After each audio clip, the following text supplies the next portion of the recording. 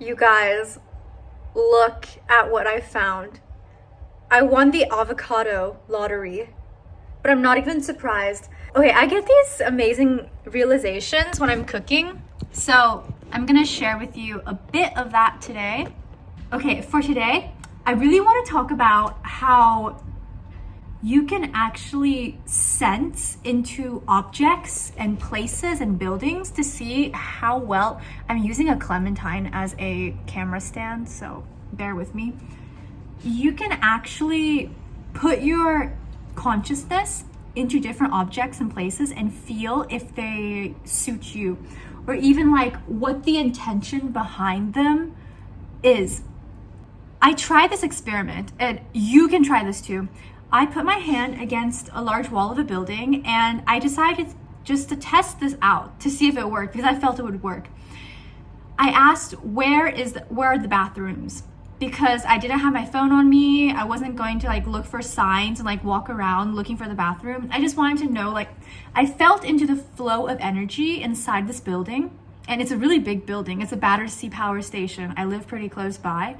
And that building has some intense energy. Like all the pipes or the smokestacks, they suck up energy from the sky and the sun.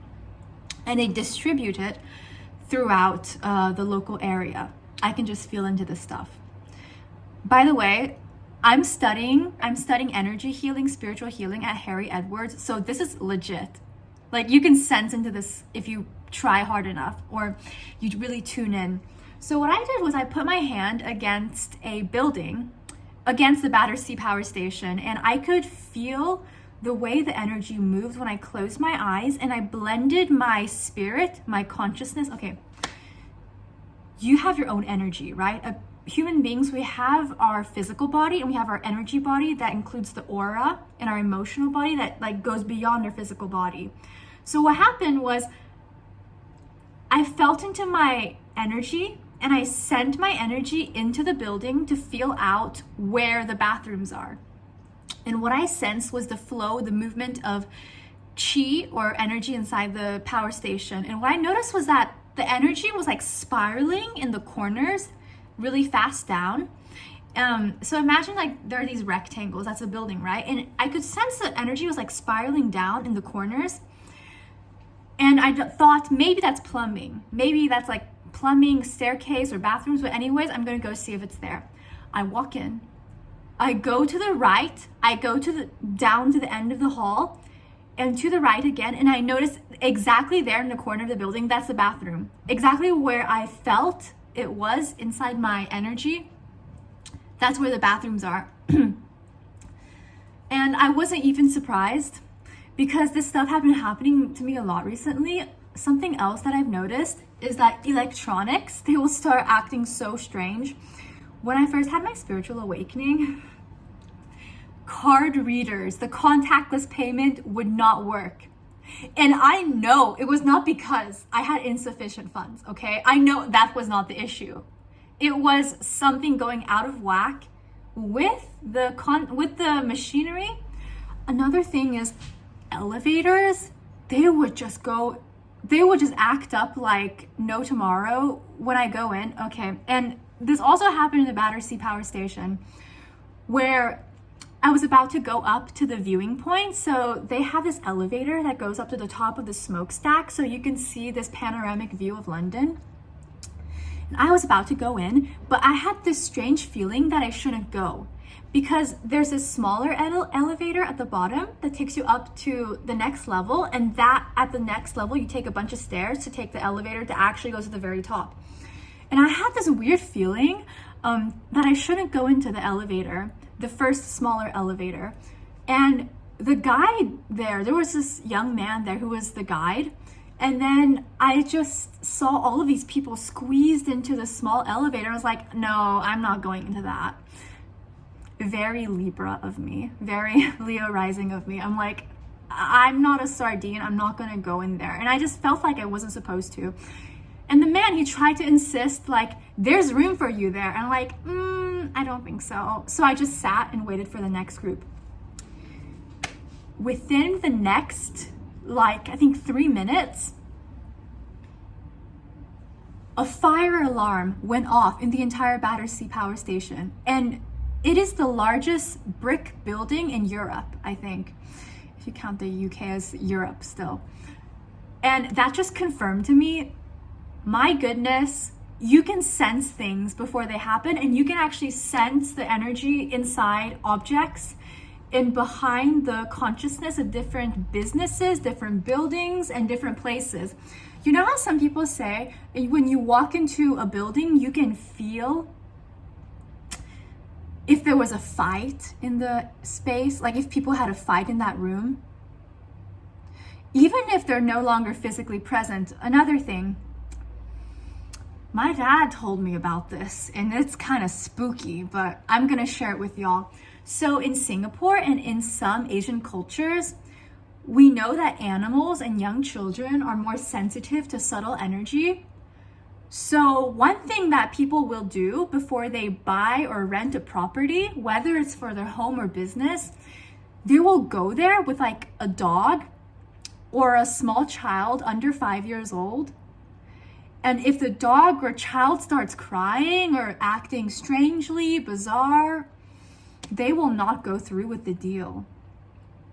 And you can see different versions of this in different cultures, and it's just so fascinating because before I really cared about this, it wasn't something I even thought about, but it's actually so influential in our day-to-day lives. Like, why is it that some areas just feel really creepy and not very nice, and other areas you feel like it's a nicer way to walk home or commute, you know? And a lot of this is energy. And once you tune in to sensing these differences, you can actually have so many amazing powers. Yeah, just like insights. Another thing is like numerology. Numerology is not a joke. Different energies, just like different images and symbols, have their own vibration.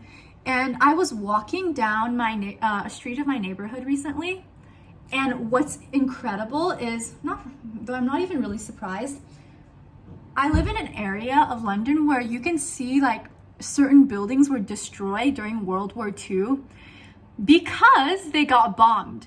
And you can see that they're new 20th century constructions because it's like beautiful white house, looks like a wedding cake, and then bam, a gray and black and gray concrete box with gray windows. And then it's like white building with columns, white building with columns, gray box, white building, so on and so forth. I look at the numerology of that building, which is you add up if you don't know how to calculate the numerology, you can do this for your birthday, you can do this for addresses, phone numbers, whatever.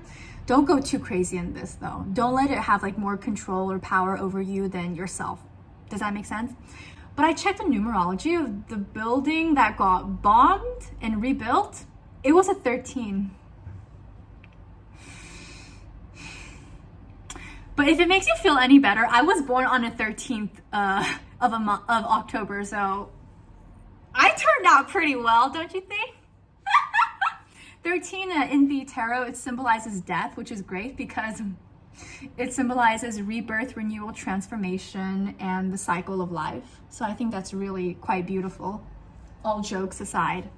So how do you sense into the energy of things? Like, how did I win the avocado lottery? By just holding objects in your hand. Listen, I don't know if you've seen this on social media about how there are ghosts or weird energies of previous owners on vintage clothes or shoes or objects or like antiques, and all the ghosts, like jokes on Instagram or TikTok about the antiques ghost going to haunt them, but the deal was just too good. The fit was just too fire. This is actually a legit science. It's called psychometry, I think. Psychometry, I think that's what it's called, where there are certain psychics, clairvoyance. We all have different, people who are clairvoyant, they have different propensities, dispositions with different senses. So like for me, a lot of it is clairsentience. I know things, I can feel things, and I can smell and hear things. So some people are able, like everyone has this ability actually, it's just become dormant. But a lot of us, when we hold an object, we can feel if it's good for us or bad for us. For example, if you're going grocery shopping, you can hold an item in your hand and put it to your chest. Even with skincare products or like medicine, whatever, vitamins, you can hold it in your hand, even put it against your heart and feel, is this something that I want to eat? Is this something that's good for me? This is like a first step to tuning into this kind of information field. And you can intuitively know on a heart and gut basis if something is good for you or not. Same with relationships. I've noticed some people stay in relationships, myself included in the past, where on a gut level, just like in the very beginning, you know this was not going to end in happily ever after, but you continued. And that's like the mind playing tricks on you because it's scared and whatever reason, thinking, oh my God, there's not going to be anything better, or this is what's familiar, so you can just like tolerate it. Same with sensing into what physical objects are actually good for you or not. So a lot of the ethnic viewers here, hi, you'll probably have special techniques for like telling which melons, for example, which watermelons are really nice, juicy, and some which are just like overripe or underripe. And a lot of this comes from tapping the famous Asian watermelon tap, right? Part of that is actually the sixth sense, the spidey sense. Like some of the Asian aunties, whatever, mom, dads, when you tap against the melon, it's not just this, it's like a certain sound, but also a certain feeling that you can't really describe. When you just know, you can sense like if it's a good melon or not. And the same applies to avocados, and the same applies to like life situations. Is this company good for me? Is that apartment a place I should move into or not? Really, like when you get quiet, your soul can tell you if something is a yes or a no. And it usually lives inside your heart and your stomach, not really here. What else? Yeah, I remember when I was a little girl, when I was about like 7, 8 years old, I was at Whole Foods with my dad. We were buying a watermelon. And I have to be honest, there was like a 20-something-year-old white dude who was working there telling us, oh, if you want the good melon, you have to look for the yellow spot. You have to look for this sort of pattern. And then my dad, he just listened to the seller, the guy working there, and he gave up he abandoned in that moment his years of watermelon tapping.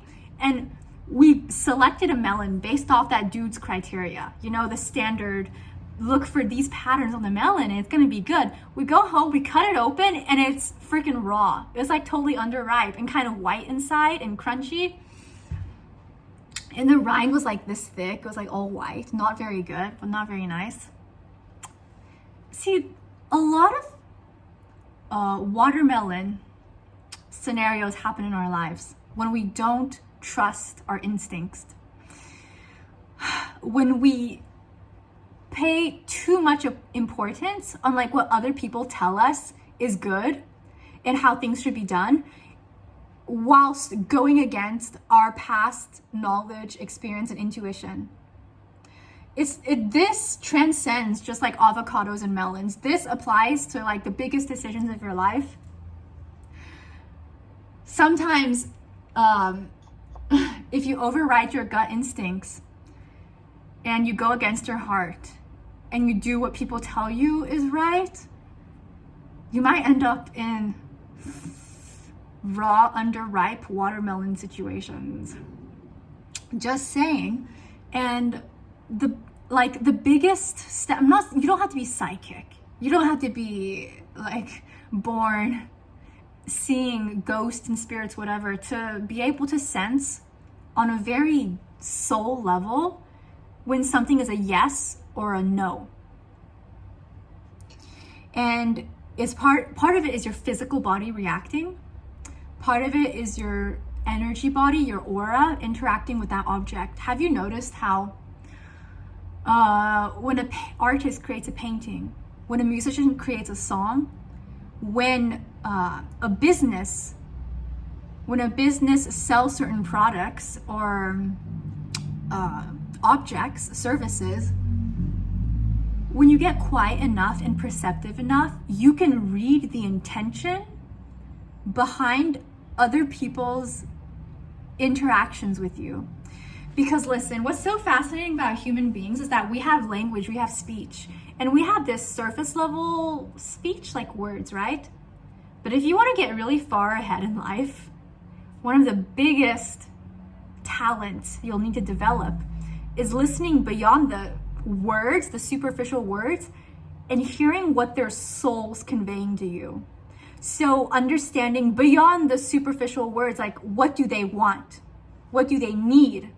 What are they willing to do for you in these sorts of energy exchange? Because some things, this phrase came to mind recently that I want to share with you all.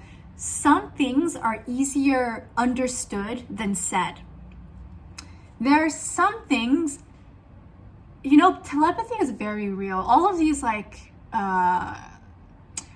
all of these phenomena that science can't explain clearly right now because you can't really recreate them in a lab necessarily 100% of the time.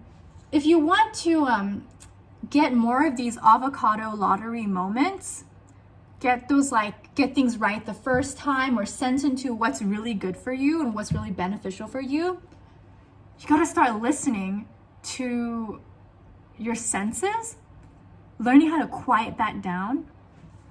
A lot of technology, a lot of media, a lot of the noise of modern life, it actually keeps us disempowered because it makes our mind really noisy and busy.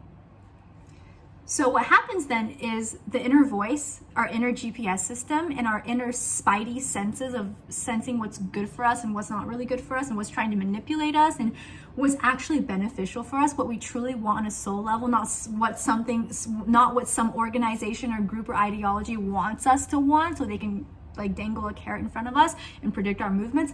A lot of what's really good for us, we already know what that is. It just takes a quieting down and feeling into, hey, is this legit? Yeah, and then I guarantee if you can quiet down your soul, it doesn't have to be meditation. It could just be being more intentional and present in the moment. Instead of worry or anxiety or elation or any extreme emotion, just being present in the moment, you'll have more of your energy, more of you inside your body. And by being more present in your energy, you'll be able to sense out things like the avocado lottery. And then you can apply the avocado lottery concept to whatever it is you want in life, which is quite beautiful. Okay, that's it for today.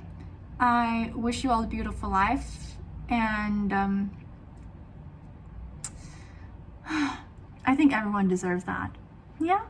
If you feel compelled to have a conversation with me or you think that's really good for you, you can book one on my website and you can look at my Instagram, La Princesse des Beaux-Arts. I'll see you very soon, okay?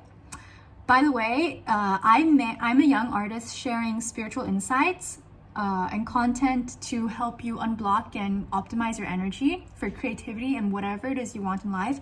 So if that's something that interests you, feel free to subscribe. And that's it for today. I wish you all a beautiful life, et à très bientôt. Bisous!